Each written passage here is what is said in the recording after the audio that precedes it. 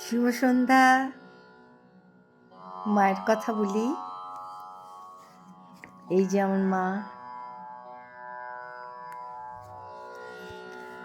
তা একদিন মা ঝাড়ু নিয়ে ঝাড় দিচ্ছিলেন। একজন সাধু দালানে বসে মুড়ি খাচ্ছিলেন। তখন একজন ভিক্ষা চাইতে এলেন। এসে বলছেন, ও কই গো মা জননী, একটু ভিক্ষা দাও। তখন মা বলছেন, এত অনন্ত হাতে কাজ করো, কাজ শেষ করতে পারছি না। এত মিষ্টি করে কথাটা বলছেন যে সাধু বাবা চমকে মার দিকে তাকালেন। তখন মা বললেন, দেখো, দুটো আমার হাত, আমি আবার বলছি অনন্ত হাত।